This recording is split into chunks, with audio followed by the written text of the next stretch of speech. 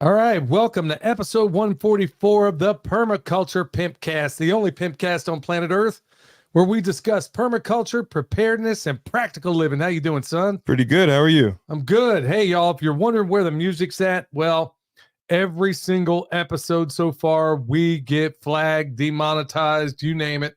And it's just a matter of time before they just kick us off. So we don't have the normal intro music. I guess we can do that on the podcast version. Yeah, it's on the podcast episode. If you listen to it on whatever podcast streamer you use, you can hear the intro music there. Yeah, so welcome everybody that's coming in tonight on YouTube.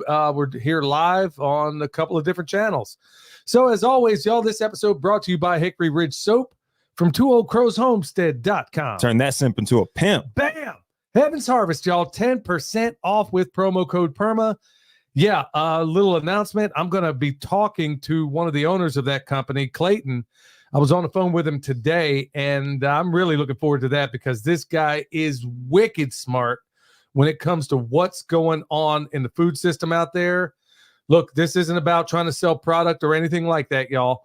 I mean, if it were anything about that, I'd be into the fear-mongering thing like so many former homestead channels have started to do on YouTube. You know, they used to be homesteading, and then when they realized the algorithms favor you if you go ahead and do the fear thing, no, that's not it. This guy is so connected to what's going on out there in the food system, and I think everybody ought to know about it. So, yeah, be sure to tune in to that on Sunday. I think it's going to be about 6 p.m. So, yeah, definitely be in there for that. Thanks, everybody in the chat. Hey, if you would, go ahead and hit a thumbs up because it tells them right off to go ahead and suppress us. Yeah, so check this out. So on my phone, it says 6 people are watching right now, but on the computer, it says 61 people are watching right now. There isn't that big of a delay in this. Yeah. I wonder what's going on. Yeah, are you looking at it on the I'm which looking channel? Okay, so on my phone, it's on the Perma Pastures Farm YouTube channel. And on the computer, it's streaming through StreamYard. So StreamYard is showing me the collective number, and this one is just showing me the Perma Pastures Farm number, but the Perma Pastures Farm number is always higher than the Permaculture Pimpcast number. How about that? But apparently only 6 people are watching on this. Yeah, who knew, y'all? That's wild. So yeah, hey, shows you arrived. So anyway, yeah, Heaven's Harvest, y'all. If you need anything over there, they got just about everything over there. So everything you can't source yourself, and I emphasize that, y'all. At the end of the day, it's always going to be less expensive if you take some of the advice we've given you before about your beans and bullets, your dry goods, stuff like that, you can put back. Always try to source that yourself at some of the big box stores if you can. There's also outlets out there where you can buy like 100-pound bags of beans and stuff. We hit them up. We've hit them up for years. And Hayes Food Products down in Greenville, South Carolina. Yeah, it's around those parts. Yeah. And so always source all this stuff yourself. You're going to save a pile of money. But the things you can't do, let's say you don't have a freeze dryer, be sure to go over there and check that out. So, for the things you can't do yourself, remember, always do it yourself. Your money's going to stretch further, and everything you can't get, go check them out at Heaven's Harvest. And if you would also, if you're not watching us live right now on YouTube, you can always listen to us on a app called the Fountain app. And the cool thing about the Fountain app is, well, I mean, there's so many good things. You can tip us in a form or a derivation of a Bitcoin called Satoshi. I can never get that word right. Or Sats. That's what they call them. So anyway, if you want to drop some SATs on some PIMPs, you know where to do it over there on the Fountain app. I always point wrong. And by the way, for the folks that are coming in, if you're wondering what this sign is you see behind me, yeah, PIMP stands for Permaculture is My Passion. I know we got a lot of new people out here, and there's some people that have been appalled because they didn't yet know. And then when I told them it was an acronym, they're like, okay, bro, you really ought to start the show that way. You know what's funny is that sign was actually made in Iran. What? Yeah, the sign. So whoever neon artist lives in Iran was probably thinking, what the heck am I making? Wow. Now we're going to be called terrorist sympathizers. I mean, and yeah, go ahead. Hit me with your best shot. It's coming. I know it. Hey, once again, thanks everybody in that chat. And like I said, if you're new coming in, just hit that thumbs up. Like I said, so they know straight up to suppress us right off the bat. All right, we're going to have some pretty shocking news, I think some people are going to say, but it's really not. That's going to be in the main topic today. But right off the bat, we'll give you a little update on the farm news. So I was out there making compost extract today. If you don't know what that is, I'm going to have a video coming up. I think it's tomorrow. Yeah. Yeah. And we're going to show you how you can take that little bit. I've done a video similar to it before, but I'm wanting to go in a little bit more detail and explain, because so many people complain like, dude, you left out half the process. Well, I'm going to give you the whole process, and it is uber easy. So if you got some good compost, and let's just say you might be infirmed, and let's say you don't have a whole lot of compost out there, let's say you're injured or whatever the case may be, I'm going to show you how you can take a tiny bit of compost and make it go an incredibly long way by leveraging a few things. So I'm going to be covering that tomorrow. Anyway, that's one of the things I was working on today. My man Bowen's in the house from Thunderstick Homestead. Y'all go check him out. Yeah. My man's got a serious chicken setup. And honestly, it is absolutely impressive. So, yeah, I'm sorry, I can't see. Oh, Bill Zegley's in here. What's up, my man? Yeah, sorry, y'all. I'm doing all the shout outs because I'm seeing a lot of people in here. I know Vicky's in here, a whole lot of other folks. Sorry, I missed so many of you. This thing's just too far away, and these old eyes can't see it all the time. William Zegley said, so the Ayatollah supports the pimp cast. Good on him. No, the Ayatollah's dead, but the heart's not gone. The burning of the flag and Iran goes on. Yeah, that's some of that old school stuff. Anyway, so other things going on today. Like I said, it's nonstop mulching. We're in something of a drought here, but you would never know it. That's another thing we're going to display in tomorrow's video, how everybody around us right now is brown and gray. It's not a matter of bragging or anything. It's just showing you that when you put that organic material down into your soil, it makes all the difference when you're in drought. And so while everybody else is around here is brown, we're green for the most part, except for some of the silvergrass that's been popping up in some of the places that still need some help. Other things going on, the sheep are not in the pasture. Right now, I got them. I have this area stockpiled for the winter. Here's the deal, though. It's so doggone steep that by the time I would have these, I should have planned for this a little bit better. I mean, folks, I'm talking like an angle like this. Far too steep for swales. Yeah. Like you would have to do terraces. Yeah, but these sheep can manage it, but they're all pregnant right now. And I'd rather them go ahead and beat this thing down at this time while they're still, early in the pregnancy. I'd rather them do that now, just in case there's any kind of weird thing going on, than later on when they're really close to popping.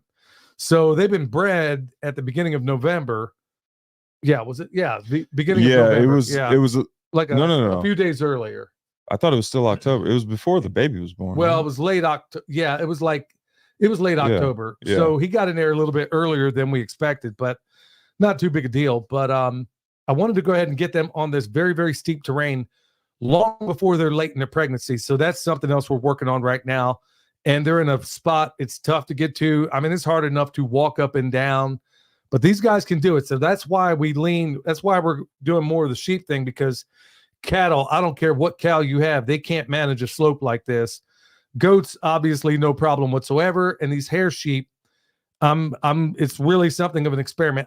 They've done it before, but I just want to see how this new batch is going to work out on there. So that's why it's exclusively. Well, this is the first time it's been grazed since considerable clearing, though, with sheep.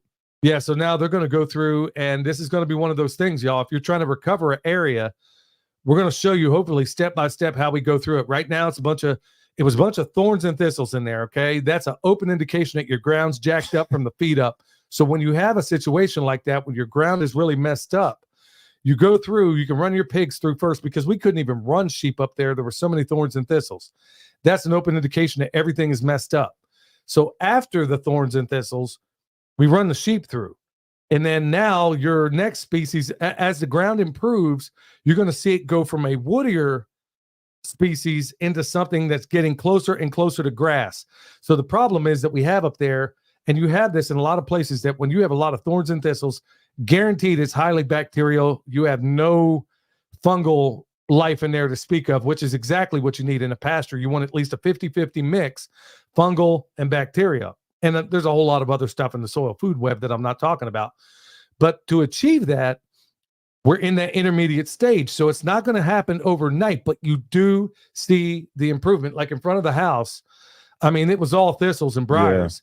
and trash. Yeah, and the previous Christmas people, trees. man, they threw trees out there with the ornaments still on them. Yeah. So so it's I mean, it's that transition. So don't get discouraged that just because you went in there and knocked everything down, that you're going to see an immediate transformation. Now you can speed it up with one of the methods I'm going to show you tomorrow. And I'll be honest with you, we've done this for a long, long time, just using nothing but animals. But bringing to bear this method of compost extract on top of it is kicking this stuff. I mean, we're getting like a year's progress in just a few months in terms of recovery. So it's something else. It's like, instead of you going through the long process of having your animals go through graze season after season and inviting the organisms to come, you're just putting the organisms straight up like on the ground. Yeah. You know what I mean? Yeah. I mean, and they're getting into the ground and you're kicking up your recovery so much faster. We've done it before with animals, but like I said, this is like quadruple the speed at which it recovers. Yeah. And you just got to learn some techniques. You got to get some good compost. Watch the video tomorrow. I'm going to explain it in detail, in much better detail, exactly how we go about doing it.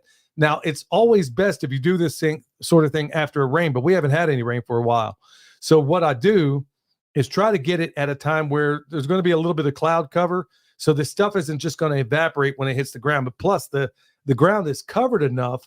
Jim Garrish 101, y'all, the ground's covered enough to where it's just not going to immediately evaporate. And if it were a situation where I was dealing with bare ground, well, that's where I'd throw some straw and hay out there. Some carbon. Yeah. You just put that carbon on the ground. Believe it or not, you just cool that soil off a little bit and you will be shocked at what's going on. What are you laughing about? Yeah, it's all good. Just the chat is funny. that's it. All right. The chat's funny. All right. Well, some other things going on around here. Want to give everybody a little update now. Well, I will say apparently quite a few people are going through like a similar drought. A couple people have had drizzle, but that's about it. Yeah. Thanks everybody coming in. Like I said, hit that thumbs up once again. Tells everybody to suppress us. But anyway, we got a lot of good stuff here. I wanted to give everybody an update on some of the other work I was doing in terms of grounding. I did a video on Patreon on this DIY grounding for your bed. So instead of spending $300, which is what they want for a grounding mat, if you don't know, I'm also a 25-year journeyman electrician with the IBEW. So I know my way around electric work, okay? And this DIY version that I've done of it is more effective, and it's a fraction of the cost. So just to give everybody an update on that, and I'll do it again on Patreon, I'll go into more detail as far as what the latest is. So I basically got some copper fabric, stick it under your fitted sheet, grounded it in its own ground rod, and there's a reason for that. Eric Sider hooked me up with this this video of all the impedance and some of the other things that were going on if you just use a regular ground at the light socket. So I ran a separate ground. So I'm doing that.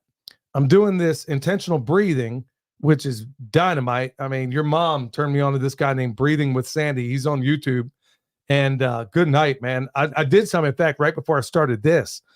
He's got a breathing regimen for anybody. If you think it doesn't work, go give it a shot. I'm serious. This stuff works. Now, you're not going to check me digging into this Kundalini or any of that kind of stuff, but I will get down with some of this energy breath work.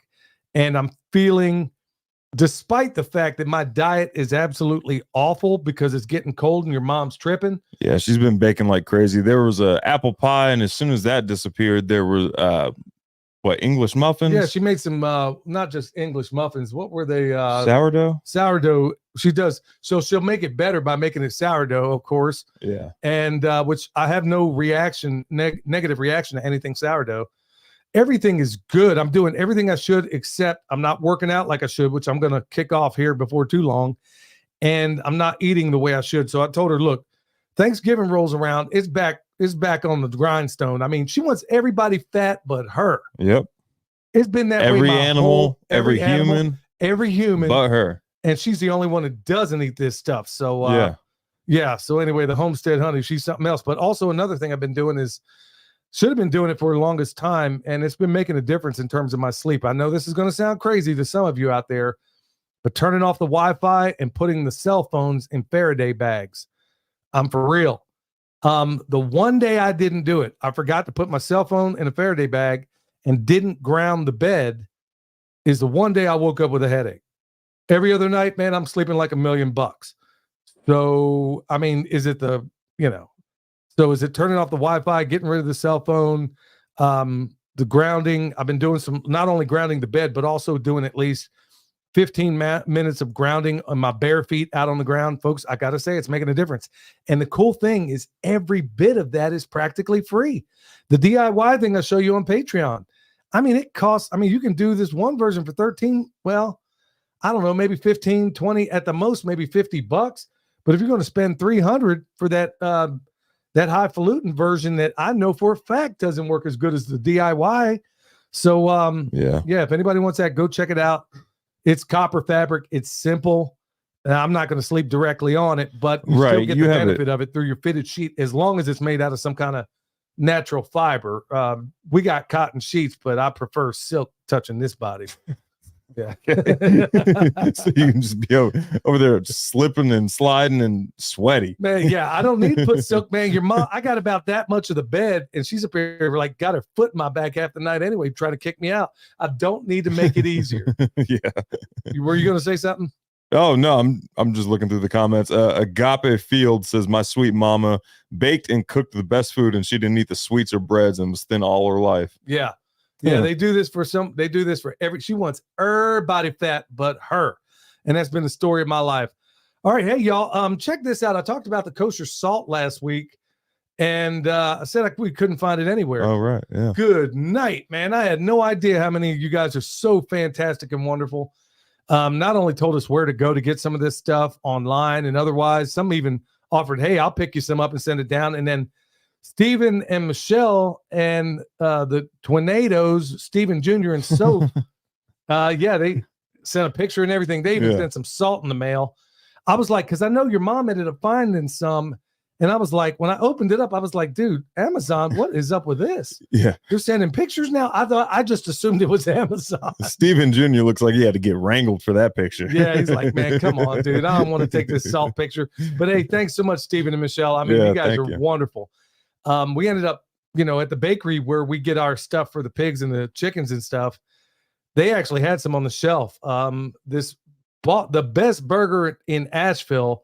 I went over there and helped him out on his food truck. He had basically a food truck. Well, the name of the food truck is called Smashville Burger.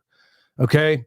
Well, anyway, this network of people that I've been kind of getting to know around here, I'm getting to know a lot of chefs, and I'll talk about another one here in a minute. They've been hitting me up like every time they got some electrical problem. I'm like, hey, y'all, I ain't really in the business no more. And then I get over there and then I'm like, okay, I'll just say what's up to the, I'll go out there, see what's going on. Look, man, I don't have a whole lot of time, but I happen to be heading that way. Stopped by real quick, saw the problem right off, and they were about to set this place on fire. Oh, damn. So with about, I don't know, maybe 15-minute repair, I got him up and running because this little rat they had doing the electric work before had no idea what he was doing, and they couldn't get this thing working. So this guy was so thankful. He's like, look, man, free burgers for life. I'm like, okay, man, my wife's already trying to get me fat. He's like, free burgers for life. And dude, Smashville Burger, if you're ever in the Asheville area, oh my goodness, man. Where do they park? Shoot, you're going to have to look it online, y'all. I know this much. I went to his house and, I had to go to town anyway. So I'm like, dude, I'm not going out of my way. I don't know you, first of all. And then second of all, I'll go by. If it's something I can fix quickly, I will. I looked at it, saw it was a wreck. Didn't take that long to fix. Got him off and running. And he was like, yeah, dude, we took it someplace. And the guy said, the whole thing's going to burn down. I'm like, yeah, that's what happens, man, when you don't put this stuff in right. Yeah, so, you're right. It was about to burn down. Yeah, you're about to burn everything down. But it was cool to get them squared away. But, I had no expectation. I was like, dude, you pay for the parts and we'll just call it square.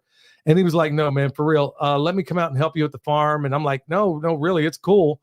Then he says, okay, what if I give you burgers for life? I'm like, yeah, this is like the best.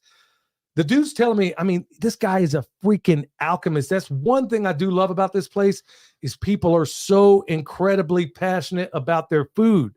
I mean, like, they may be crazy as a three-headed cat, y'all, but they know how to make some biscuits. Yeah. I'll tell you that. I mean, these guys are all about this burger. They're talking about all the ribeye they put in there, how they got to go and source this meat. Because I'm like, dude, what are you guys doing to this thing that makes it taste so fantastic? Who was it that said they want a liberal chef and a conservative accountant?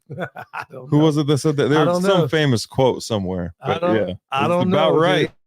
As long as, I mean, I'm looking at this truck and it's like nobody's there. This thing's immaculate. And I'm like, okay, yeah, I'm glad I was eating off this thing.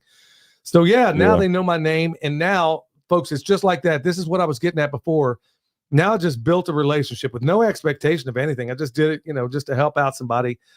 And in fact, it was another chef friend of mine that say, hey, can you hook them up? And I was like, yeah, I'll go take a look at it. But now look what door I just opened. Yeah. Not the free burgers thing, but now if I ever needed more stuff, if one of my other sources dried up, I now have his business and all the businesses he knows to get their food scraps. And when I'm talking food scraps, y'all, this is not Burger King buns, y'all. They get brioche buns made special, organic stuff. I mean, these people, they're all about their grub, man. And so it's just little acts of kindness like that I'm just going to reach out and tell everybody, if you can just help somebody out, do it with no expectation of reward. If you can help somebody, and then you'd be shocked at the boomerangs that come back to you. Just like we always talk in permaculture, you move a step towards nature will come back to you about 10 steps.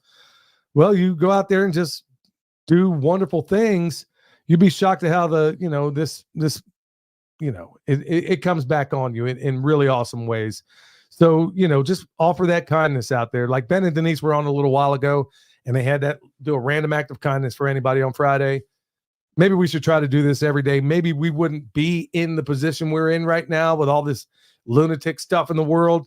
So just keep an eye out for those. So anyway, one other shout out I want to give here. There's another chef I know. He was a former physician, and he was so disillusioned and fed up by the whole medical world. He became a chef, and he runs Creaky Tree Cafe.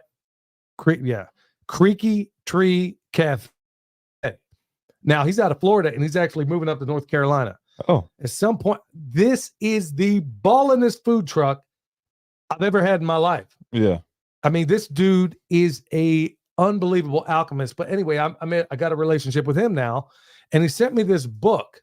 It's called Homage.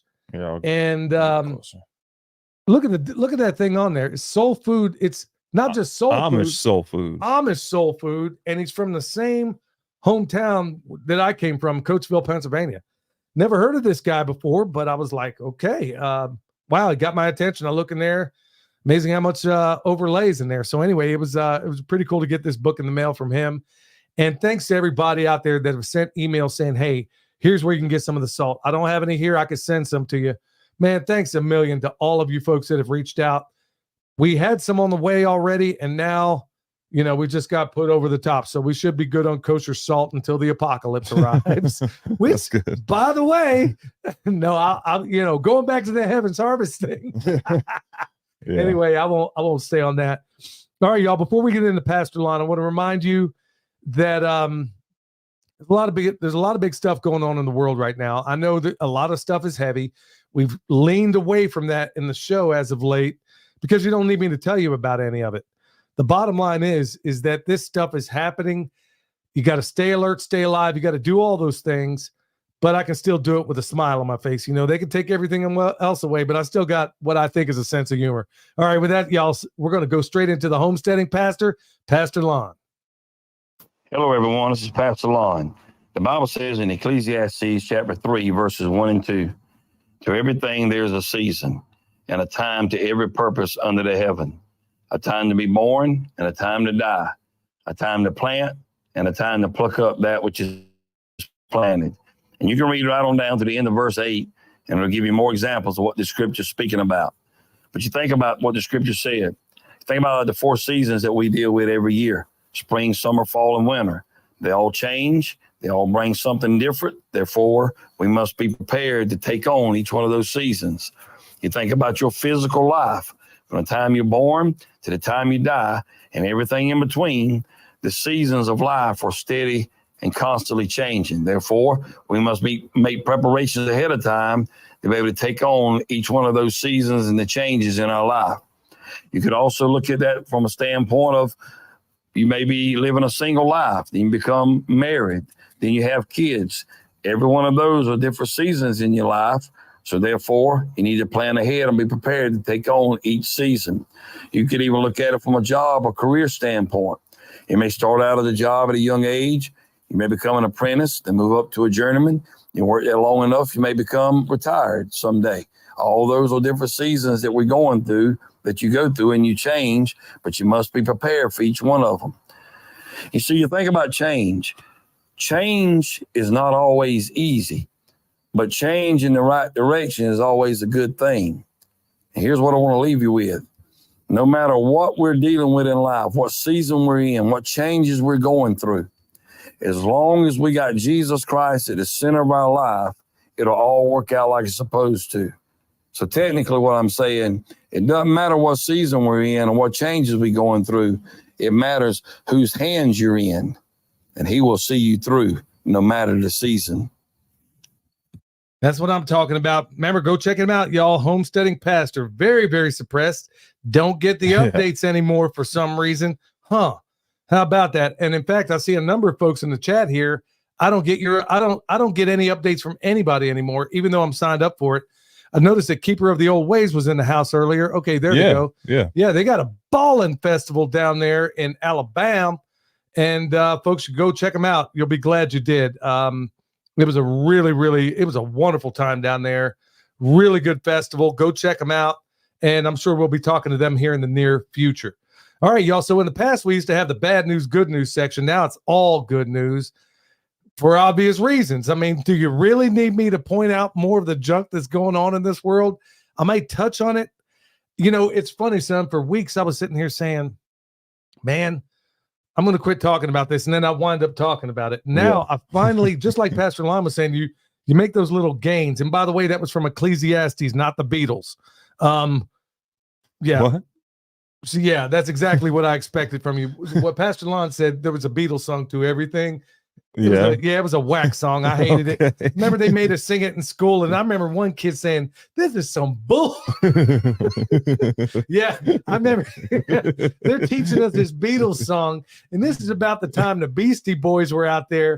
And he's like, man, he yells this out in the middle of choir class, and I remember everybody was like, "Oh my goodness." Tony King was his name, but yeah, he was. Dang, you remember his name? Yeah, that was the least. Yeah, he was memorable. I'll put it that way. I'm pretty sure he's in somebody's witness protection program. I was going to ask, is there any chance this gets back to him? Well, hey, I doubt Tony checking out permaculture now, unless he's farming in the hood of northeast Oklahoma City. I'm sure that's not happened, but I remember that. Anyway, Keith Snow in the house too, y'all. Thunderstick, all of them, y'all. Hey, I know I'm missing a lot of folks here, but thank you so much. And like I said, if you're on the way in, hit that thumbs up.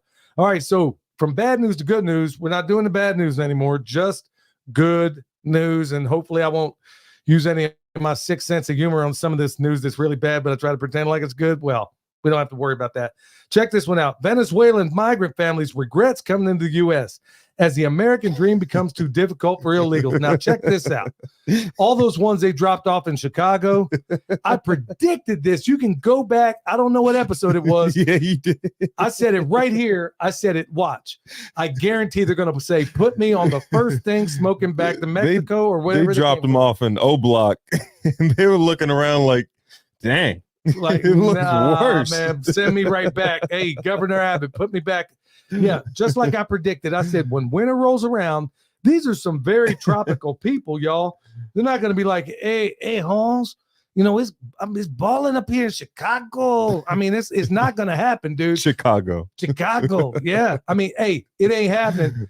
Like I said, these are tropical people. When you get some, I mean, it's fall, man. And these people are like, oh, no, man. Nobody told us this was not in, like, bro, they should have dropped me off in Miami, man. This was not the place I expected. So, my bad. Yeah. So it didn't. So I say that's good news for this reason. Look, I understand these people are coming to the United States of amnesia. I predicted, look, y'all, if you just listened to the Pimpcast, you would have known this was a bad idea going to Chicago. So, and New York and all the other places, man, it is cold.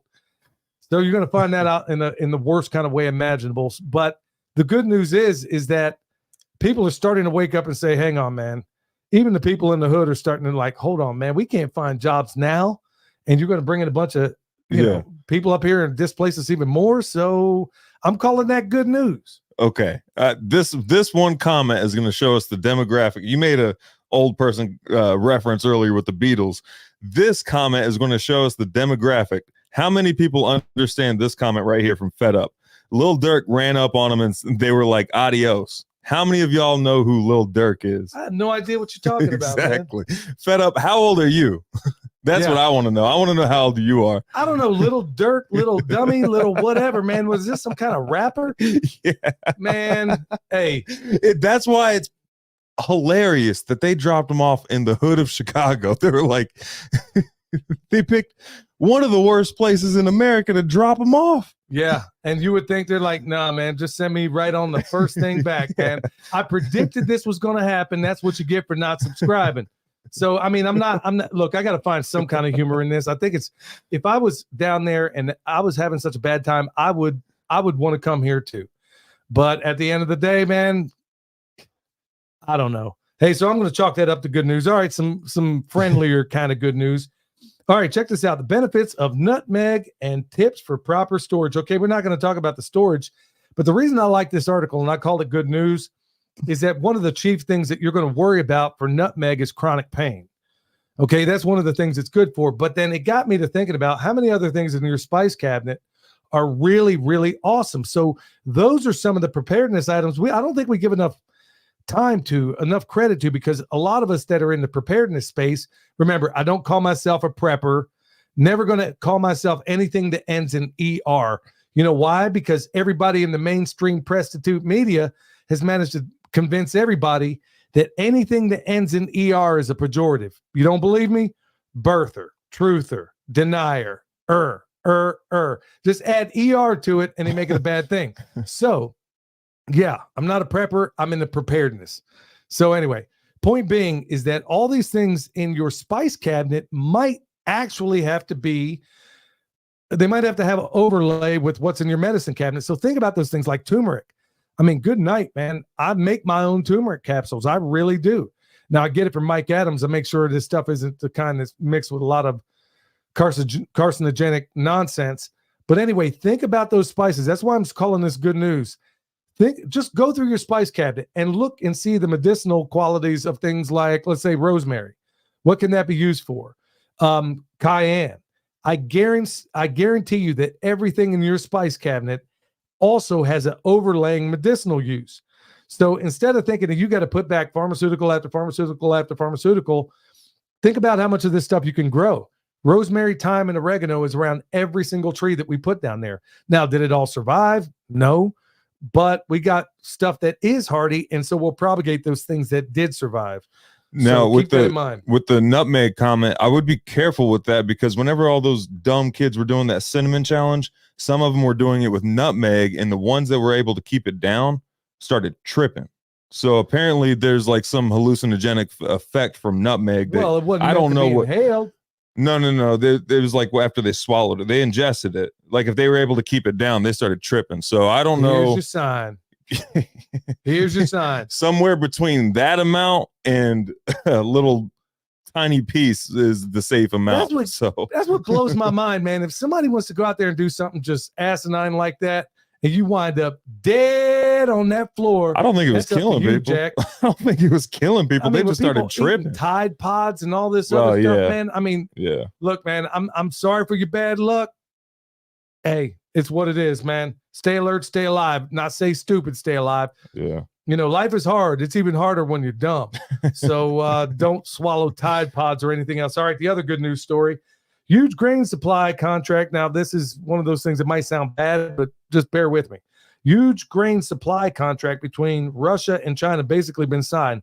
And the thing this, you probably heard this before, but there's an angle I want you to consider.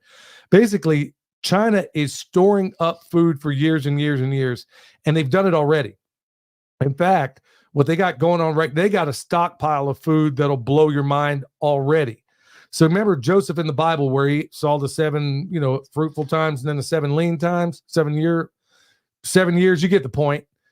Well, the Chinese basically know something's going down, so they've been stockpiling gold, guns, and a getaway plan. So in addition to all that, they're throwing the food on top of it. So here's what I'm getting at. The United States of Amnesia, our government is never going to tell you that something's about to go down. Russia actually has silos for their people to go to should some nukes fall on them. You ever heard of anything like that available to you? No, you don't have it. So the point I'm getting at, the reason I'm calling this good news is that if the Chinese are saying, hey, we're going to batten down the hatches, it's about to get real, it might get stupid, then it should be a signal to you, because you're never, look, y'all, I take in a lot of media every single day. And if you look at the news overseas compared to the news that you're getting here at home, you're not getting news. You're listening now because you know you're getting programming. Let me say that a different way. Didn't quite come out the way I intended. You know that if you're watching mainstream media, even a lot of the alternative media out there, they're just parrots. Their Operation Mockingbird goes all the way back to 1951 with Allen Dulles at the CIA. Yeah, I know this for a fact. It's not hard to find. So to get reliable news and preparedness news, I go to sources outside of this country when I'm looking for geopolitical information. And then, believe it or not, when you're looking for it, you're like, oh, hang on, man. I see a data point here. China's stocking up. Singapore's stocking up. A lot of the Asian countries are stocking up right now. So you think they might know a little something? They might. So that's the reason I'm calling this good news, is because now you just heard it from the permaculture pimp daddy that you need to get your poop in a group. You just heard it. So that's the permaculture approach to good news, bad news. Yeah. A problem in the solution. Yeah. So the problem is the solution. The Yeah. problem is your government isn't telling you, but you're watching the solution right now, and you're in the chat with a whole bunch of people that really see where you're coming from. Look, I know we're all outliers, most of us, in our neighborhoods, our communities, and then we congregate in things like this, or better still, when we're able to see each other in person at some of these festivals. That's the biggest reason I love to go to these things, is that I feel less alone in the world when I meet so many folks out there that are doing the very same thing I'm doing. Because frankly, most of us live in areas where we are the outliers. We're not that normal. And do you think it's a good measure of health to be well adjusted to a sick society? Yeah, neither do I. All right, with that said, y'all, we're going to go to my man, Eric Sider, and then we're going to come back with some news. Hey, Eric Sider here with your Pimpcast tip of the day. Today's tip, permaculture livelihoods. 2 common misconceptions about permaculture is that you must become a designer, teacher, or farmer to make money after taking a design course, and that making money or being successful in business goes against the ethics of permaculture. We need people in every job and industry to be thinking in permaculture principles. And as long as we live in a money-dominated society, the fastest way to help the most people is having a lot of money. I think people are afraid of money. If I had $100 million right now, I would make 100 $1 million demonstration sites. I'm not afraid of money because I'm going to follow the ethics of permaculture. So don't think you need to quit your job to pursue a permaculture career. Think how you can incorporate permaculture principles into your current job or business. Start with the biggest problem and turn that into the solution. We desperately need permaculture people in property development, finance, and law, as well as every level of government, until we make it irrelevant, of course. And the idea of having one job or career your whole life is against permaculture thinking as well. You should have 3 to 5 jobs, 1 or 2 main ones, and a few seasonal ones. Diversity of income is just as important as diversity of food. You can find me on YouTube and Instagram at Eric Sider. And if you're in need of permaculture t-shirts or remote permaculture consultation and design, head over to ericsider.com. That's my dog. Yeah. And you know what? He actually designed, Eric's one of my best friends, y'all, for a lot of reasons. And I'm right there with him. You know what? Excuse me. I remember talking to Jack Spirko one time, and, he and I were hanging out. And I remember he said something that was very profound. And Jack says a lot of things that are very profound. He said, it's pretty hard to be generous unless you're at a point of abundance for most of us. Yeah. And that means everything. It could mean, what you give physically. You have to be a point at which you have extra. It's the third ethic abundance given to the previous two. It doesn't mean put yourself at a deficit to contribute to the previous two ethics. Right. But, exactly that point. But when he's talking about people want to demonize money out there. Now, I agree. The love of money is the root of all evil, no doubt. And I folks, I won't even go into it, but situations I currently know of, that I know of personally, where people would that were already millionaires and would stab you in the back. Yep. Would stab you in the front for a quarter. I mean, it is insane as that sounds. We'll steal meat out of your freezer. I mean, It actually happened, but that's another story altogether. But the point I'm getting at, the point that Eric's really getting at, and I could do, man, I really need to get him to kind of contribute on the show advice here, because I could do an entire show on that. And here's what I'm getting at when it comes to, this isn't the main topic, but I feel the need to cover this. What I'm getting at right now is that evil may come to a person with money, but tyranny comes surely to those without it. Now, I didn't write that. A guy with a whole lot of sense once did. And the point being is that I'm not a miser. I'm not any of that stuff. But like Eric, I would put out, if I had inexhaustible supplies, I know for a fact that, just like Randy Travis, when they asked him, well, hey, now that you got a lot of money, what are you going to do with it? And Randy says, look, I can only wear one pair of jeans at a time. It's kind of, if I had $1 billion, I wouldn't terraform the United States first. I'm if I had unlimited funds. For me, nothing in my life changes. Really, I do what I love already. I'm not driven by money, never have been. And we give so much away, and I'm just very, very happy with that. I love what we're able to do, but I know that I'm able to do it, whether it's giving away those 3 pigs we gave away, giving away all those chickens, showing people how to do all this stuff. And you don't do it for the money. YouTube ain't paying nothing. Yeah. So, but there's so much demonization in money, and I really ought to cover that in a later episode. All right, before we get into the main topic, y'all, EMP Shield, $50 off with promo code PERMA.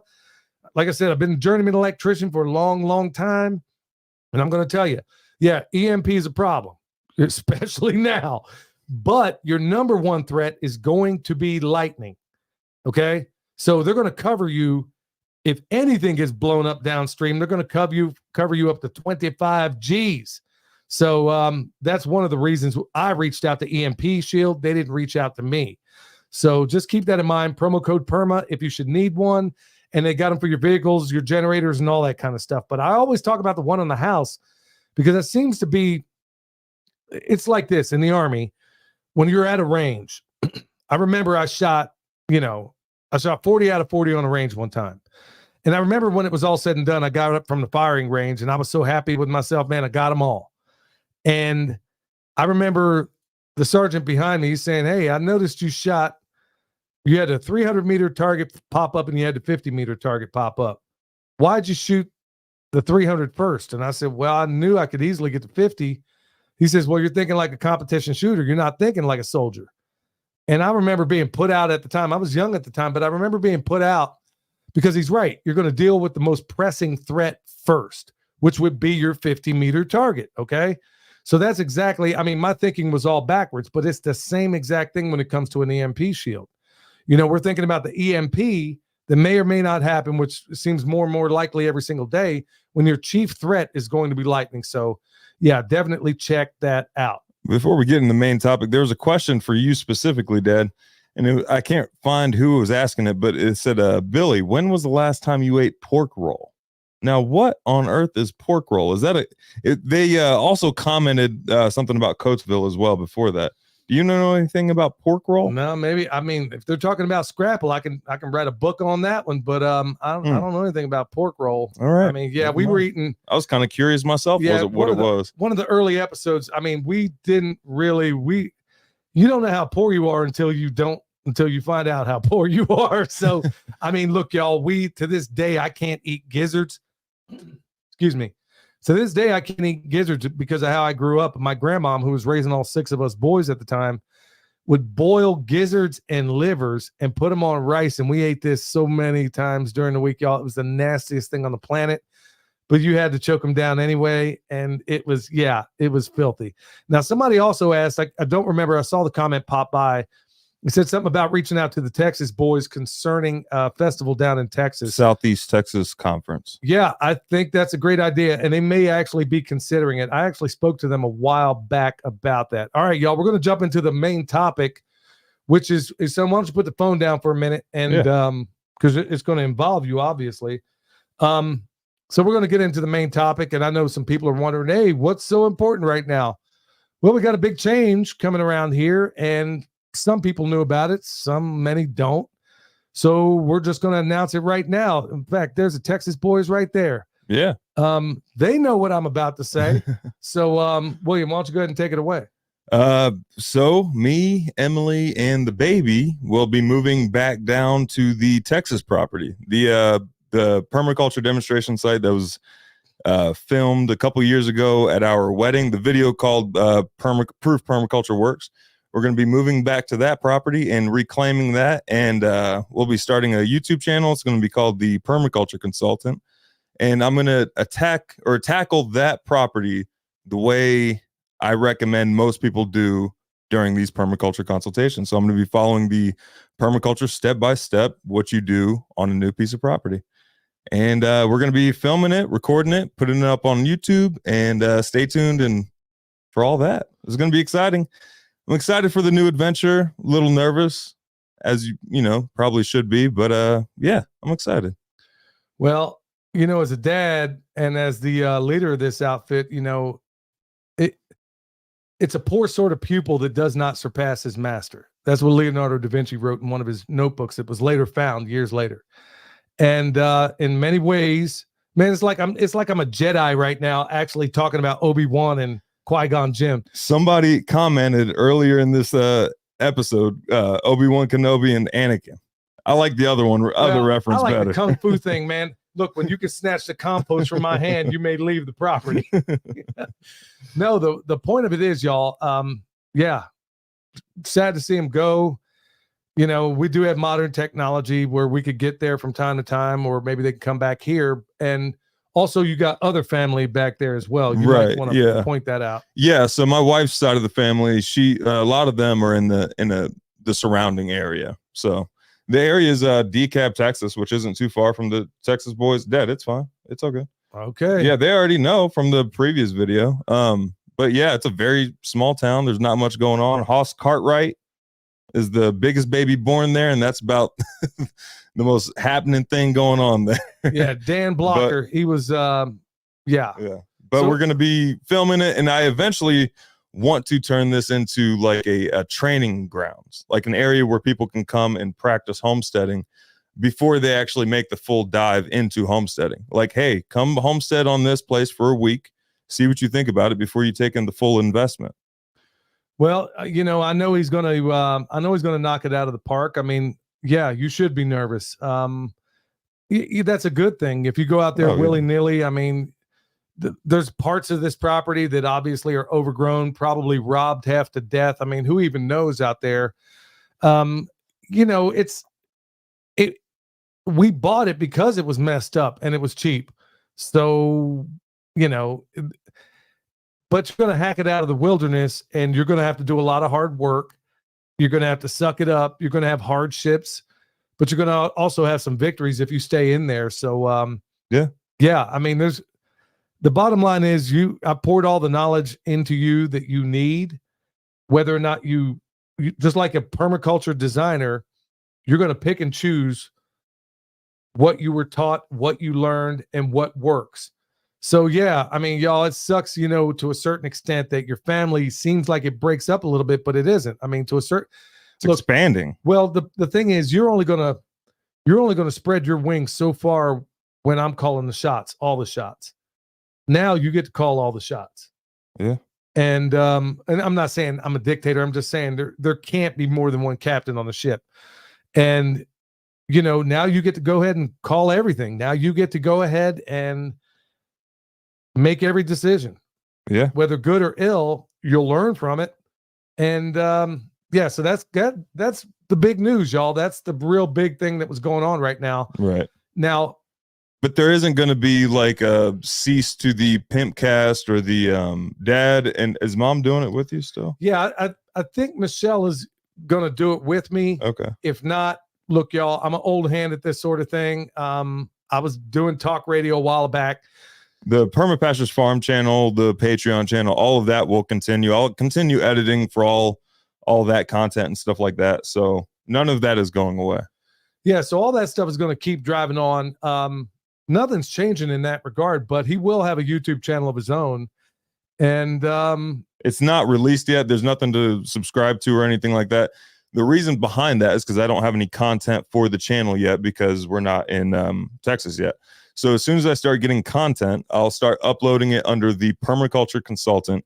But I want to wait before I create those channels because they don't want to fully admit it, but you get like a 30-day boost on a bunch of platforms. Like your first 30 days of creating a channel or an account on Instagram or anything like that, you get a unnatural boost. So I'm trying to use that to the best I can.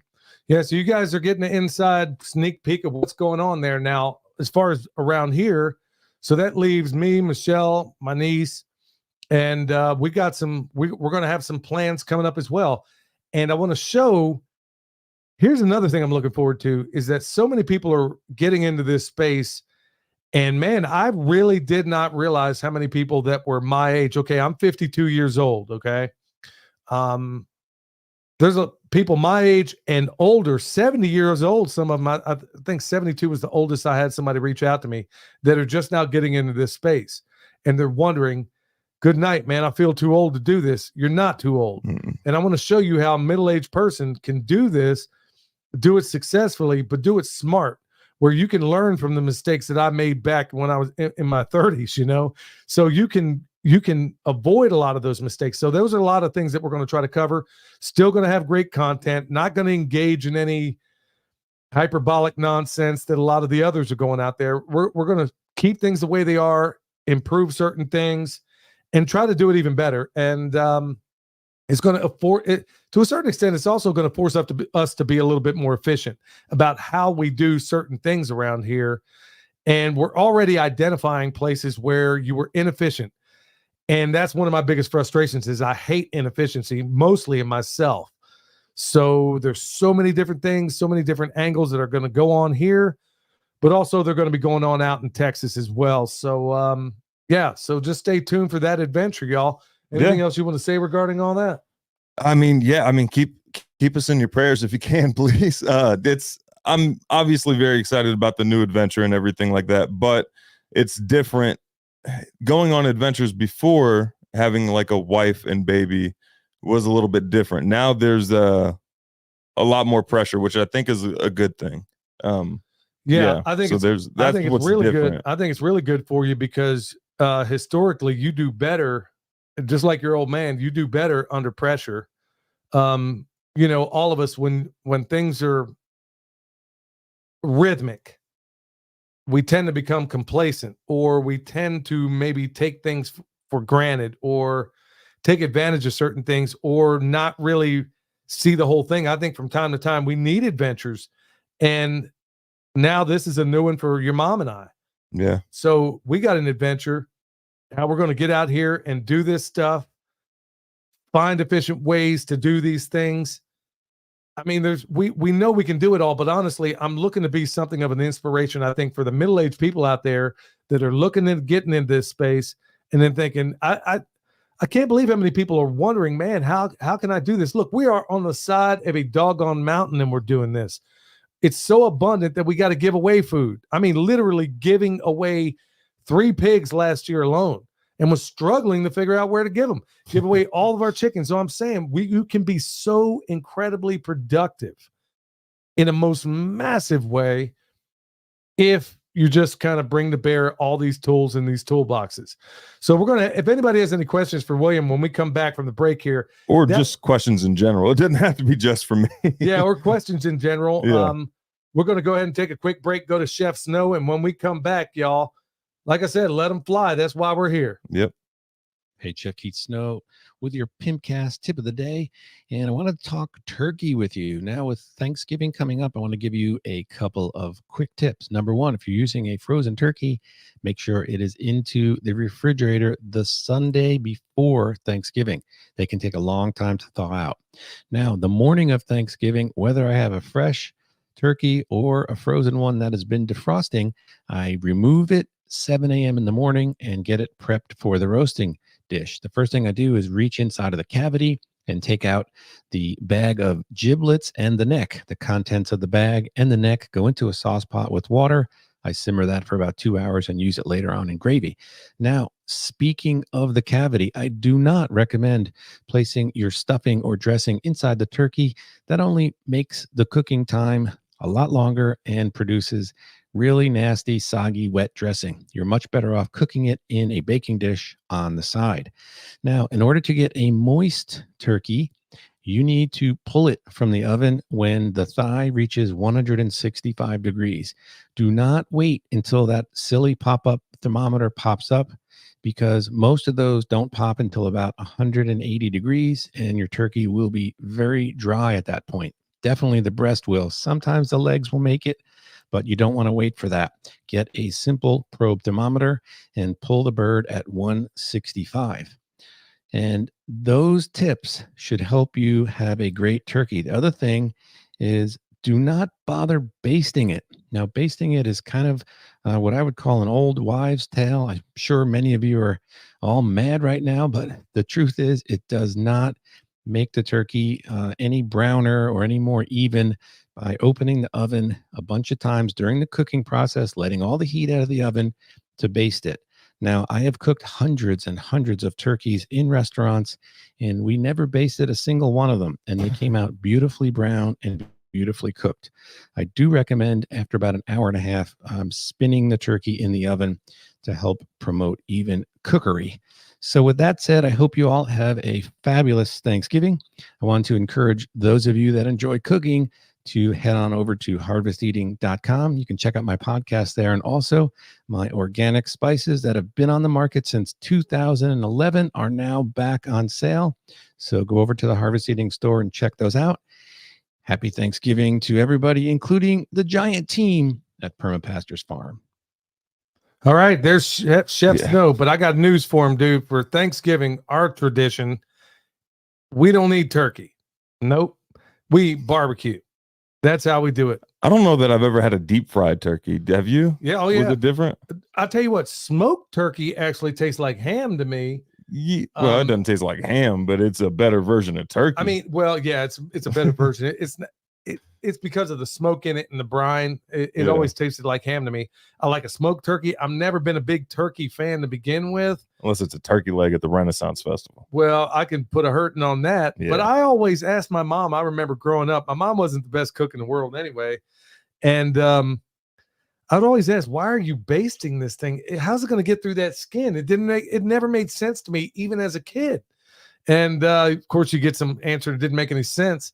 But yeah, we don't do turkey. I mean, that was a tradition I created years ago. I was like, look, man, I'm not going to sit here and eat traditional food because it's traditional to eat it. I'm going to let's come up with something we all want to eat. So we eat barbecue. I mean, like, we'll have this time out, I think it's going to be burnt ends, going to be some brisket, this and that. I usually make smoked potato salad. That stuff is off. Is there a better potato salad in this world? No, I don't remember a single Thanksgiving where we had turkey. I don't think we ever gave that a shot. Did we? No, I don't. Unless I was a baby. No, you could smoke a turkey, I guess, but I mean, so that's kind of my thing, man. We do barbecue there. I know some people are going to hate my guts for that. Like, I love turkey, you arrogant.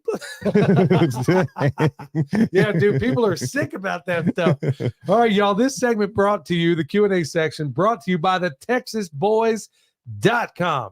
They got a food forest in a box that'll knock your socks off. So go over there and check them out, getting 5% knocked off. Not only that, but everything else at the website. They got honey, which we got downstairs. Awesome. And they got some coffee. It is. Yeah, we got some coffee, and they got all of it there, y'all. You can even look, you can buy not steers, but you can buy meat and everything over there. They got it all. So go check them out, TheTexasBoys.com. You'll be glad you did. Use promo code PERMA, PERMA. And they're in Texas as well. Yeah, they're going to be not far down the road from you. Yeah. So if they ever put together a festival down there, maybe you'll, be a part of it or something. Yeah, maybe. All right, so we're going to jump straight into Q&A. So if anybody's got anything in the chat, feel free to, let us know. Hit the thumbs up if you haven't already. But right off the bat, I got one from my man Sinclair. This is going right back to, hey man, I'm in Port Chester, New York, and a follower, as you know. Basically, I can't even tell you how many emails I got like this. He says, look, man, there's no shortages here of this kosher salt. If you want, I'll pick you up some Christmas gift. Yeah, it's crazy because once upon a time during the Roman Empire, believe it or not, that's where salary came from. That the word salary, look, yeah, I got a lot of idiotic, useless trivia up here. The way I remember it, if I remember it correctly, is that salary came from, salinization, salt. And believe it or not, there were some Roman soldiers that were actually paid in salt. So who knows, with as crazy as things are getting, that might actually be a legitimate Christmas gift. Well, yeah, actually it would be. Got one from Pam's Garden, and this is in the live chat, y'all. Hi guys, I wanted to let you know I received my comfrey that I ordered from you. The crown is sprouting really well. I was impressed with the packaging, directions, and especially the handwritten note. Oh, thank you so much. We try to add a little. First of all, thank you, and thank everybody else out there for your business. We give a lot back. We don't really talk about that. Remember, Jesus said, you make a big deal about it, you got your reward. But we do make good use of a lot of the money that comes in here. We're not the Rockefellers, not even close. Like I said, my best vehicle is 15 years old. So, Don't think for me, but we don't need much. That's the point I'm trying to get at. So thank you, everybody, for your purchase. And it means everything to us that we know you can spend your money anywhere. And honestly, I've said it before that if you got things out there if you're selling stuff, let everybody know, because honestly, this is how we don't feed the beast, is by doing business with one another. Let's do that. I'd rather hand my money and pay more for it. Just like I talked before many, many times about Hickory Ridge Soap. They're friends of ours, awesome family friends. And, I'd be happy to pay more for that soap. First of all, I know who made it. I know they care about what's in it. And honestly, at the end of the day, if you ever have a problem with something, you're not dealing with 10 down the line, 15 middlemen. You're going straight to the source 9 times out of 10 when you do business with one another. So keep that in mind. Got one from Hit''em20. Question: we are property hunting. Any thoughts on properties that have acreage split by a public dirt road? So the public dirt road is going to be driving through the middle, maybe the middle of the property, but it's bisecting the property. It depends. I mean, it may be, and I know that's not the answer you want to hear. Every time you say depends, it sounds like a cop-out, but that's a legit, honest answer. It really depends on so many different things. But if I was in a bind, if it was a good deal, because I bought some property in the past that you would say, dude, what are you thinking? What is wrong with you? Nobody would ever believe it. And honestly, that's the stuff. Hey, when you're poor, you take what you can, and then you make something out of it that's worthwhile. Yeah. I wouldn't let that be a deciding factor. Like the dirt road, like I wouldn't let it make or break the property. Especially if it's like a really good property for a good price, I wouldn't let that, stop you from buying that. Yeah. But at the same time, you could do it like a Greg Judy type thing where, let's say, and I don't know how big your property is, but literally he'll do a cattle drive down the road. Well, that's what I was going to say, is that there's already built-in access to your property.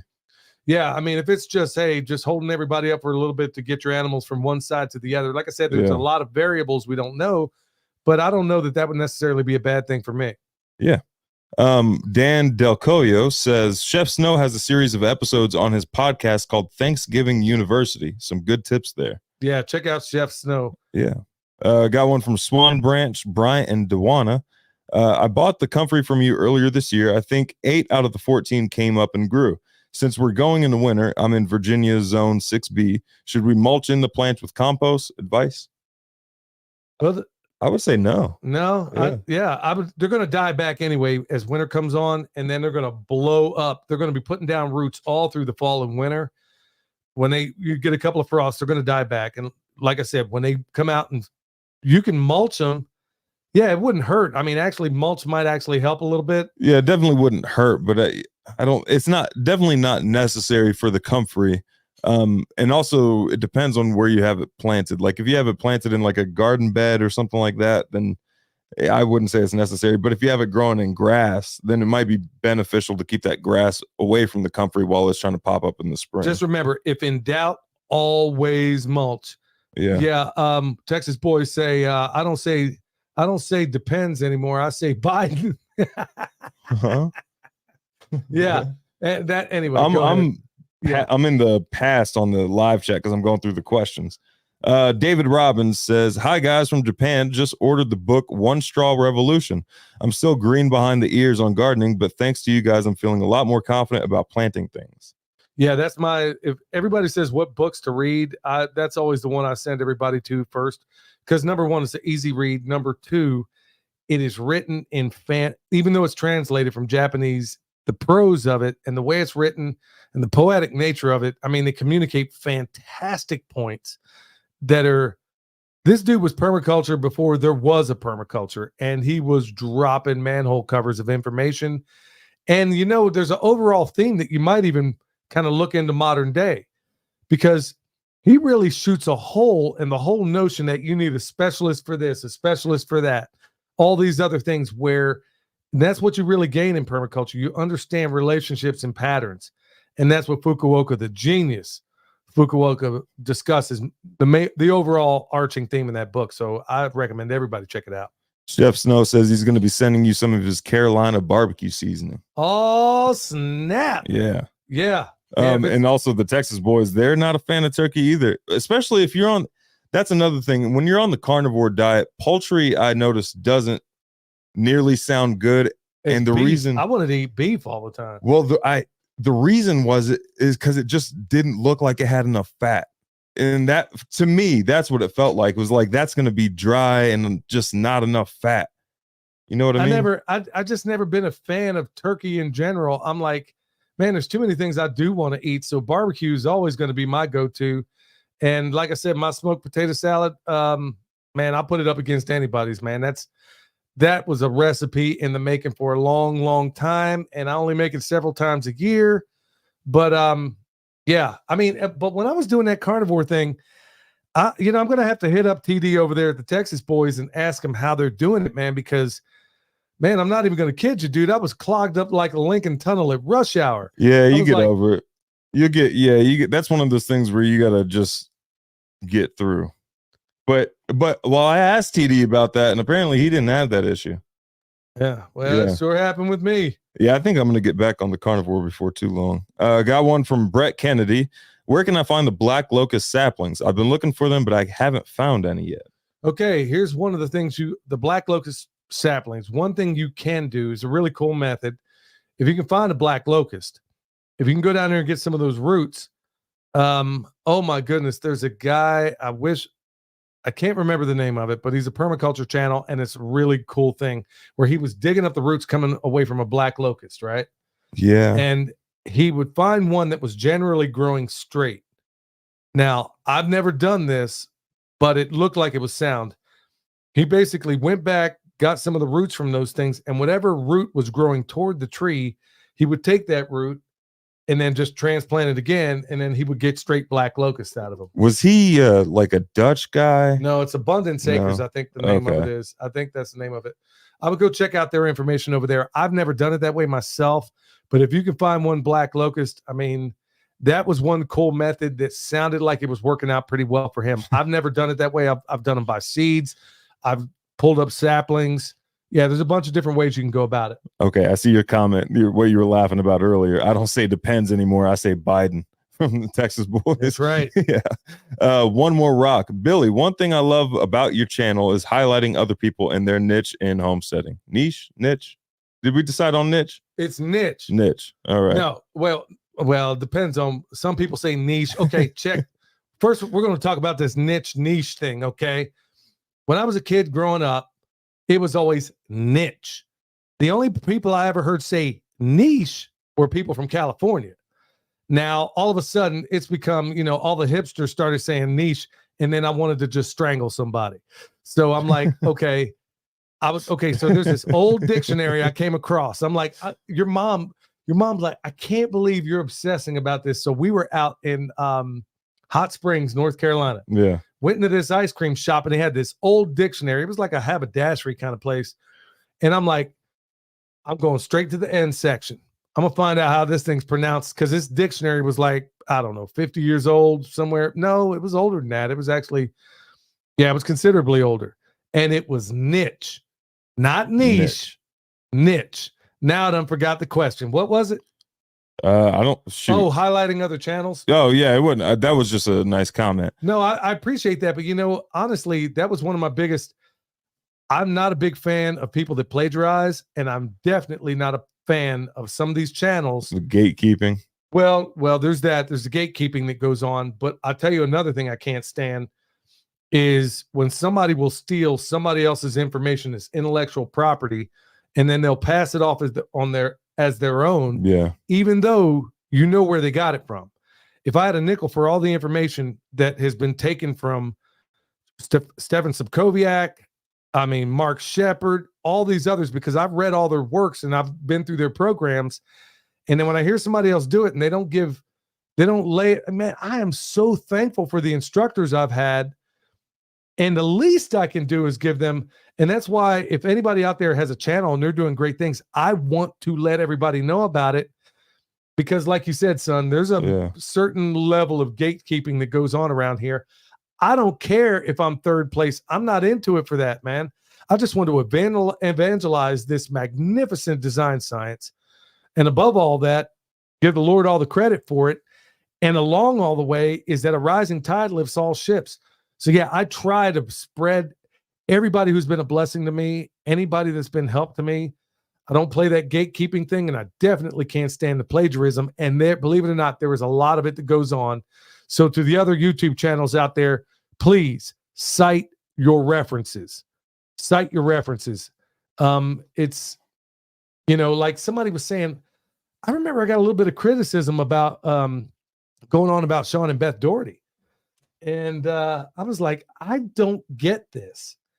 What, you know, of course I'm going to give them like credit. giving them. Oh yeah. Yeah. For what we do, because what we do is a spinoff of what they've done. And we found that intermediate step between buying food off the shelf and being totally self-sufficient. So it's like that semi-homemade channel that used to be on Food Network with Sandra Lee, where some stuff was, and I thought it was a really cool channel. And I was like, okay, there's got to be some transition point between buying the stuff off the shelf and being totally self-sufficient. So is anybody covering that space in between? Right. Nobody was covering that. And I'm like, okay, well, I know what that's like because I'm in that space. So let me go ahead and cover that and show, okay, here's a transition point from start to finish. And yeah, somebody could say, well, it's you might have developed this, but it was inspired by them. That's why I try to tell everybody, go check them out, because there's a lot of great information over there. Got one from DHT Nursery/Farm. Just got a 5-gallon bucket of blood. I heard you say to mix it with your bone sauce. Last year, your bone sauce worked great, and I got more this year. How much blood should I need to add? Yeah, for anybody out there, when your bone sauce and if you got some bone sauce, there's already a little bit of blood in there. The number one thing that scares away the deer for this stuff is definitely going to be those bones and the charred nature of it. Okay. So with that said, there's a lot of other things, not a lot, but there's just a handful of other things in there. So if you want to kick it up a little bit more, if it's not quite doing what you want, yeah. As far as the amount of blood, I'm going to say you could even go up to as much as half and half. I wouldn't go quite that much. It might dilute it down a little bit too much, but I would add, okay, so if you're using 8 ounces of bone sauce, I'd use 4 ounces of blood with that.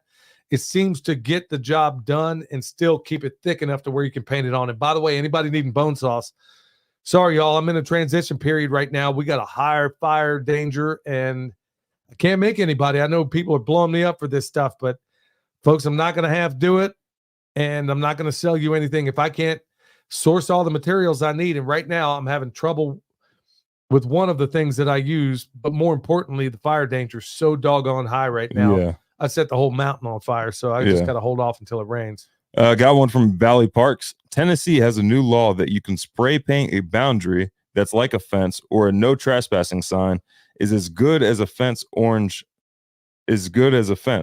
shotgun. LOL. So apparently you can spray paint your boundary lines in Tennessee now. And that's just as good as a fence for trespassing and whatnot. Oh, okay. I was like, yeah. The deer ain't gonna care. Got another one from OE1, not Obi-Wan, OE1 Colnobi. OE1 Colnobi. Black alder is also a good tree to fix nitrogen. It associates with different bacteria than most plants and produces pods of nitrogen on the roots. Yeah. Yeah, there's a lot of good options out there, especially, we're talking about things that work here in North Carolina usually, but you're going to have your version of it, let's say in Texas, Alabama, Mississippi, New York. It doesn't matter. You're always going to have all 7 layers of a forest. You just got to find out what your 7 layers are, and it shouldn't be that hard to find. Homesteading Pastures in the house. Thank you so much, Pastor Lon. Yeah. He's been a blessing. Folks, I mean, that's the hardest working man I know. I ain't ever seen somebody in my life wear so many hats. Him and Miss Robbie are wonderful people. Like I said, go check them out. A lot of other folks in here too, man, that are really fantastic people. That's one of the beautiful things about doing this is getting to know a lot of you guys and gals like William Zegley. He's in here. Yeah. Got to hang out with him in person. Got Kevin Frazier in here. Kevin Frazier, yeah. The most fun interview I've ever done. Yeah, and he wants to know, do you have plan on having Callie Blackwell back? Yeah, actually, I'm working on getting her son on. The kid that was actually 1 foot in the grave, 3 days. What they say, 3 days to live for this kid. He's alive, and I got his contact information. I'm going to try to get him on the show. Yeah, I heard him in another interview before. Now they come from the land where English was created. So I'm going to suggest that he speaks a little bit on this show. That Cockney accent, a hard accent. Yeah. I mean, bro, some of these English you people sound Australian again. Yeah. Hey, I can understand a lot of guys in the hood more than I can understand some of these English people. So I'm going to tell them, hey, homie, Darren, on this show, you're going to have to speak English, American English, Jack. Man. So no, I'm working on getting him on here. I'd love to have Callie back. She told me you guys have inundated her in a good way. Yeah. For all the people that were suffering from some of these. Look, man, she ain't worried about following the rules or the laws. I mean, bottom line is if she can heal people and get folks what they need. Like I said, I lost my nephew to brain cancer, the very same brain cancer that a guy named Cody healed with the very same stuff that was illegal at the time. This Cody healed himself of glioblastoma brain cancer. They took out a tumor in his brain the size of my fist, gave him no time to live. He started making this cannabis oil. Now, I'm not for mind altering anything, but if it's what he had to do for a little while to get himself where he ain't going to die, then I guess he'd have to do what he had to do. But they were wanting to put him in jail for all the people that he's helped to cure some of this stuff, man. They probably just flagged us anyway as soon as I said all that. Yeah. So anyway, I don't care. I mean, they done demonetized every video we done put out so far for the last several weeks. So why not just add the next one to it? Valley Parks wants to know, what are y'all doing with all that comfrey? Everything. Yeah, everything, y'all. I mean, the truth of it is, I mean, anybody that ever comes here, man, you'll find out we're doing exactly what we say. We use a bunch of it to feed our animals. We'll make comfrey hay out of it. So we're giving them that in the form, they're going to get protein and all kinds of good stuff through the winter. We use it for composting, which I'm about to put another pile together here before long. It's a dynamic accumulator, so it does everything. We use it for mulching. Despite all the comfrey that goes out this door, we cannot grow enough of it. But what I'm trying to do, I want to make us irrelevant. And I said this from the very beginning when we started selling this. I want comfrey to be so ubiquitous that we can't sell it. That's what I want, because honestly, if we get to that point, there was once upon a time in the United States of Amnesia where people were growing entire fields of this stuff. And then all of a sudden, like the cannabis plant, all of a sudden the powers that shouldn't be demonized it along with a number of other things, even though the Constitution is written on this stuff.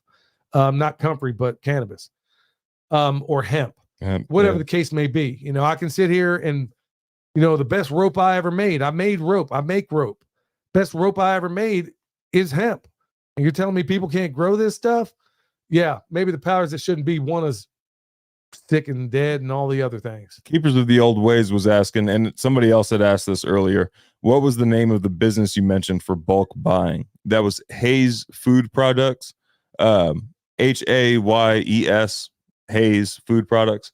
They're based out of South Carolina. So yeah, you can usually, their prices change day to day because it's fresher than anything you can get in the store. They have fresher like beans and dry goods and stuff like that than you can get in the store. But you can buy 100-pound bags, 70-pound bags, but call them ahead of time before you get there because their prices do change, you know. Well, it's not just that either. They have some weird business practices, not to try to be. Here's the deal. Now they serve, I didn't know beans had different grades. I mean, I thought a pinto bean was a pinto bean. When you go there, you find out that they're selling the high-end beans that they can only sell to restaurants and stuff. But you can get it, but you got to buy it in bulk. And like I said, they sell them in 100-pound bags. And we were getting it for like 30 some. I mean, I did a side-by-side. I might even done a video on it. Side-by-side comparison of what it cost at Hayes Foods compared to what it was per pound at Sam's.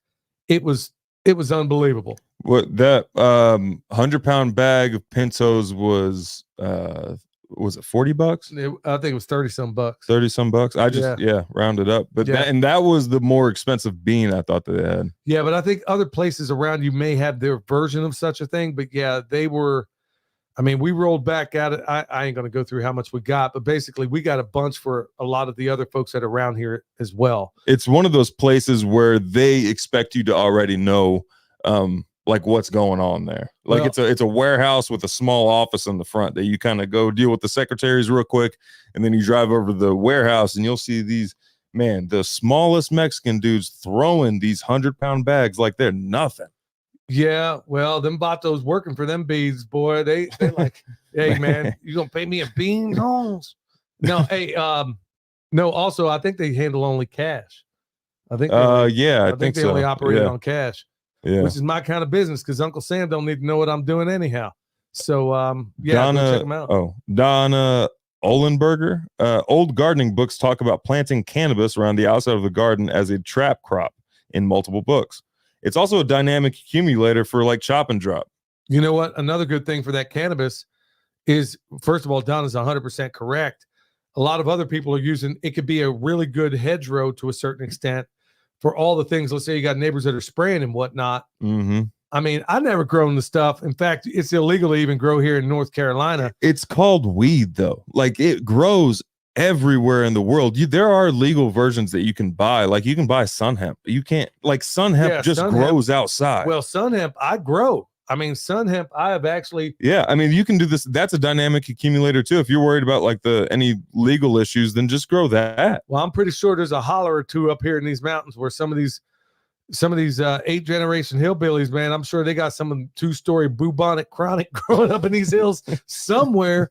And these are the kind of boys where, trust me, you ain't just going to walk in there and get it. You mean to tell me they can't repair their house, but they can grow 2-story weed? They got perennial weed over here in these mountains, y'all. Yeah.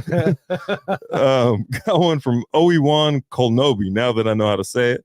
Have you thought about switching to Rumble? It's like YouTube, but has freedom of speech. We are actually on Rumble. It gets just automatically uploaded whenever we upload something to YouTube.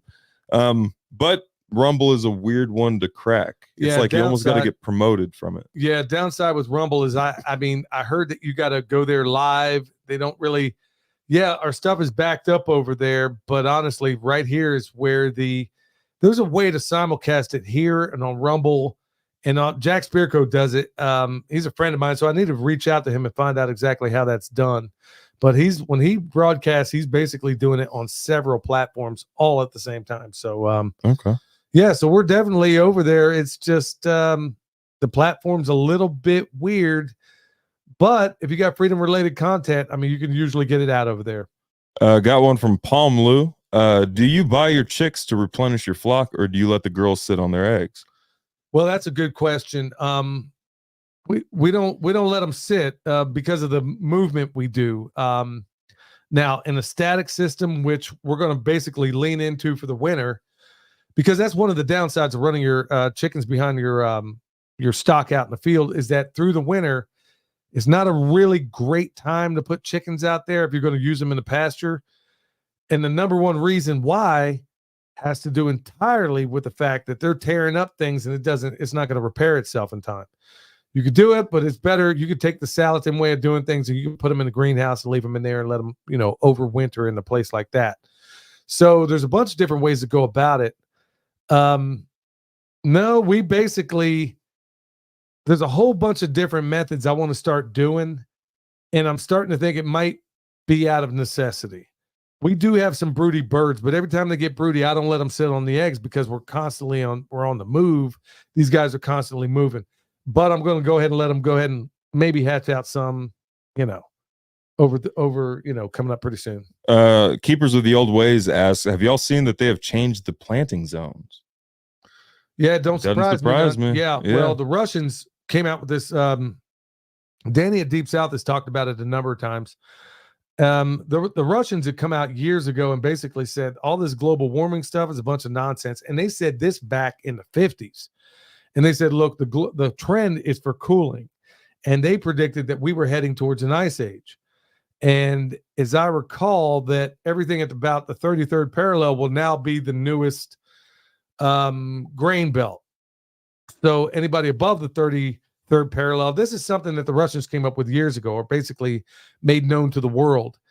And some people say we're going into a solar minimum. I mean, look at what happens in Iceland right now.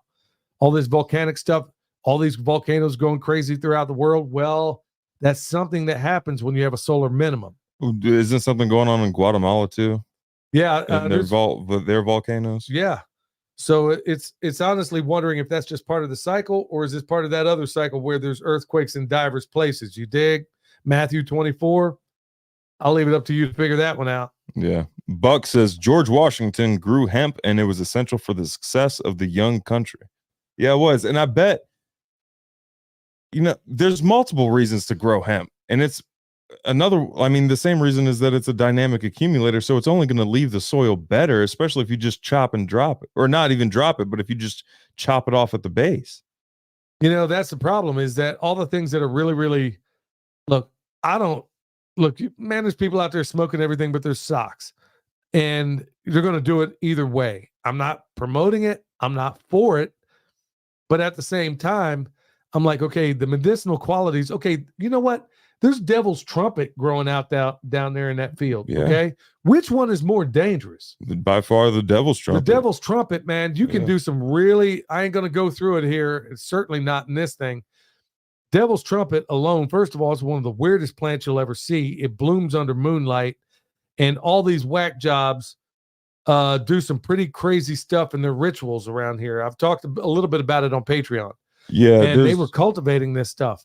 It will give you the most ghastly whatever, but nobody's got a problem with people growing that. Yeah, it's something. It's like some weird satanic ritual where you expose yourself to all these different plant toxins and stuff like that, and you're supposed to build up an immunity to it eventually.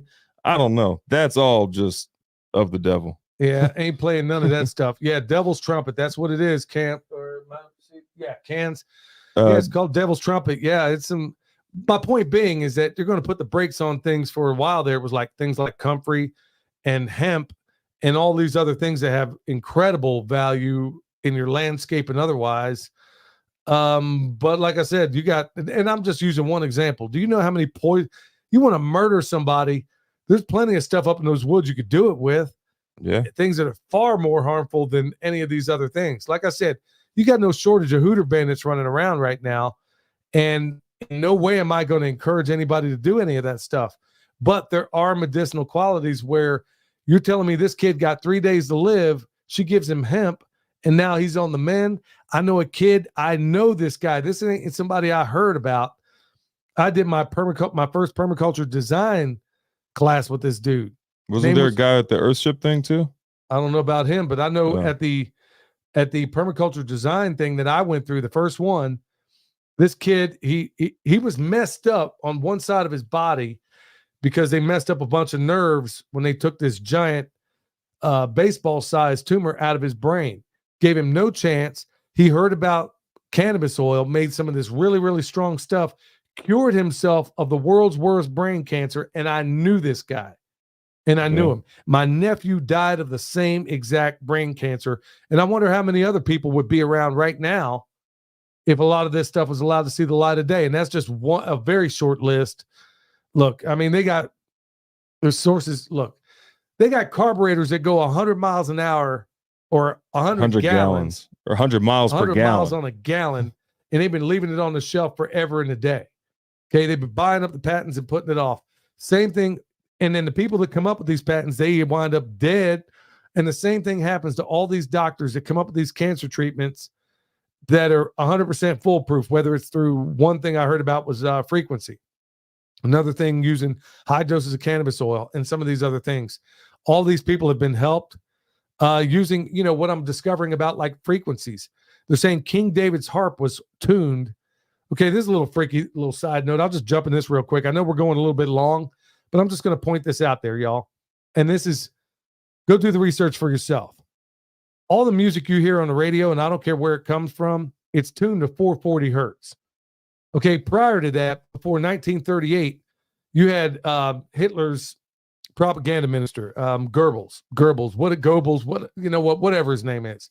He basically got the known civilized world together and decided, I think in 1937, that they were going to change the music frequency from whatever it was to 440 hertz.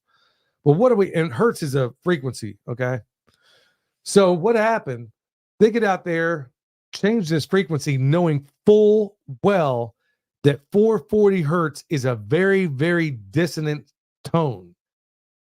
And the people in France weren't going along with it. They were like, I don't think I'm going down for this. But everybody else did. Well, that was 1937. 38, 39, you know what happened? Well, we get into World War II. Now, does one have anything to do with the other? I don't know. But anyway, the healing frequencies, what some people think that King David's harp was tuned to, you know, the thing that soothed Saul, they suspect was 444 hertz or 528. I can't remember. There's a number of different healing modalities and frequencies. Mike Adams about cut off his finger, and he used tuning forks to heal. And part of that is using some of these tuning forks that are tuned to 440 hertz and some of the 528. Some of the Psalms at the beginning of them always, like, some of them say like to the tune of such and such. And it, like, I always kind of wondered, like, I wonder what that song sounded like. You know, what was the frequency of those trumpets when, you know, Joshua and them took over Jericho that knocked those walls down? I mean, the point being is that there are healing modalities that we know exist. People have done incredible work on it. Like that one doctor or that one man, I think he won a Nobel Prize for his work with water, that Japanese researcher that found out, you know, took a bunch of different water flasks and wrote the word, like wrote hate on one bottle of water, wrote love on another one. All the ones that were dissonant, they froze it, looked at it under the microscope. This is just writing the word on the bottle. And look what happened. And if you look at all the ones that had hate on there, it was just like misformed. Things didn't make sense. All the ones that had peace, love, harmony, bliss, joy, all of those things, when they looked at them under the microscope, perfect crystals. So just like it says in the book of James and even in the book of Revelation, that your words have power. Well, they also, life and death is in the power of the tongue. So I'm trying to be better these days at what comes out of my mouth. So I'm saying all that regarding, I'm hopefully weaving this thing into something that makes sense. The point is that there are all these healing modalities, and I just kind of gave you the cliff notes of what we're finding out concerning frequencies.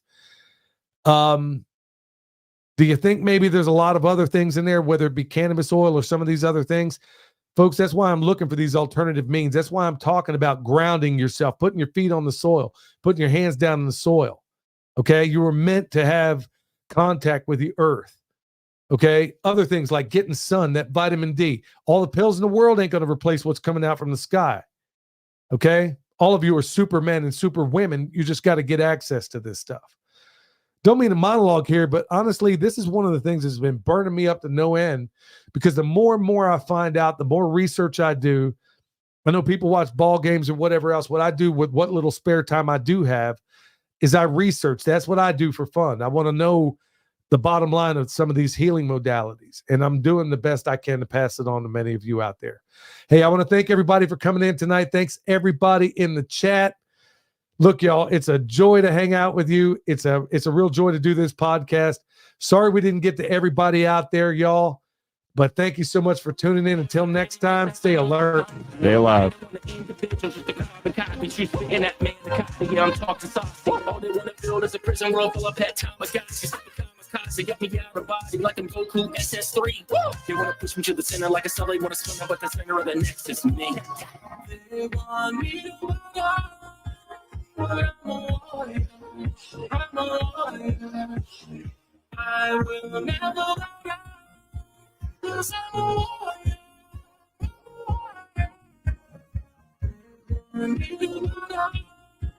I'm a warrior.